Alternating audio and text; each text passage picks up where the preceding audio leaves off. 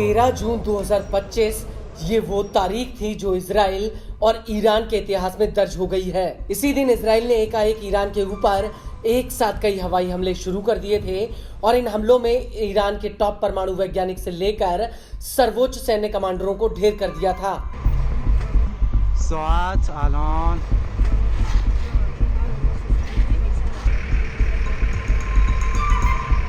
Israel ने उन कमांडरों को भी नहीं छोड़ा जो मृतक कमांडरों की जगह लेने वाले थे और इस हमले में इजराइल की खुफिया एजेंसी मोसाद का सबसे बड़ा हाथ था। मोसाद के एजेंटों ने इजरायली सेना को ईरानी कमांडरों की पल पल की खबर दी, जिसकी वजह से इजराइल के ईरानी कमांडरों पर अधिकतर हमले एकदम सटीक थे।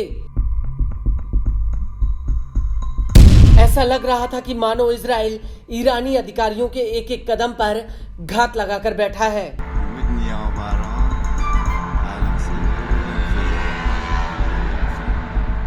अब इजराइल के इसी हमले को लेकर एक ऐसा खुलासा हुआ है जो बेहद ही सनसनीखेज है।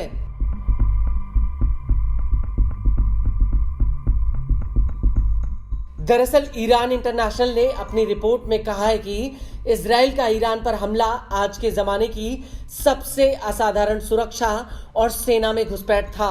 रिपोर्ट के मुताबिक मोसाद ने जानबूझकर इजराइल के हमले की तारीख ईरानी कमांडर हुसैन सलामी के एक सबसे करीबी तक लीक कराई और उनके करीबी ने ये बात सलामी को बताई और मोसाद ने ऐसा करके सलामी को झांसा देकर एक जगह पर बुलाया जहां पर उनके ऊपर हमला किया जाना था। आपको बता दें कि हुसैन सलामी ईरानी सेना इस्लामिक रेवोल्यूशनरी गार्ड्स कॉर्प्स यानी IRGC के कमांडर थे। इसके अलावा IRGC के एरोस्पेस फोर्स के कमांडर आमिर अली हाजी जादे और उनके सहयोगियों को मोसाद ने एक मीटिंग के लिए बुलाया।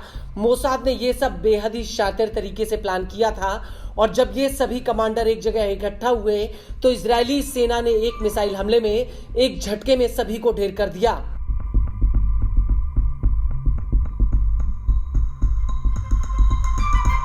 मोसाद ने इसके पीछे एक फर्जी कॉल का सहारा लिया था, जिसके जरिए कमांडरों को एक मीटिंग के लिए राजी किया गया।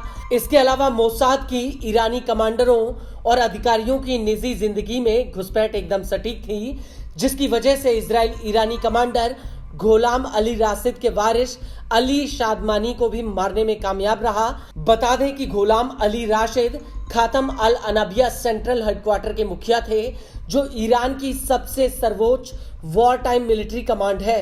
गोलाम अली की मौत के 4 दिन के भीतर इजरायली एयरफोर्स ने शादमनी को ढेर कर दिया था। रिपोर्ट के मुताबिक शादमनी की हत्या एकदम परिष्कृत ऑपरेशन के जरिए की गई। ईरान इंटरनेशनल का कहना है कि मोसाद ने ईरानी कमांडर शादमनी के डिजिटल तरीके से DNA सैंपल भी हासिल कर लिए थे। इसके अलावा शादमनी को पहचानने के लिए उनकी जेनेटिक प्रोफाइलिंग भी की गई ताकि उन्हें पहचाना जा सके।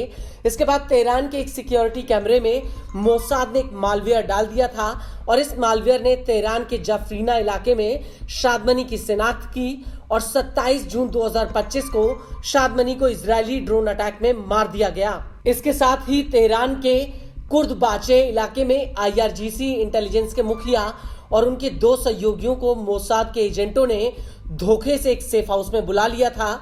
बता दें कि ये सेफ हाउस यानी एक घर किंडरगार्टन के पास में था, जहां पर लड़कियों का एक स्कूल भी था। हालांकि मोसाद ने इस स्कूल के खाली होने का इंतजार किया, क्योंकि अगर चलते हुए स्कूल के वक्त हमला होता तो इसकी चपेट में ये बच्चियां भी आ जाती। हालांकि स्कूल खाली होने के 10 मिनट के भीतर इजरायली एयरफोर्स ने यहां पर हमला कर दिया, जिसमें मोहम्मद काजेमी और उनके सहयोगियों की जान चली गई।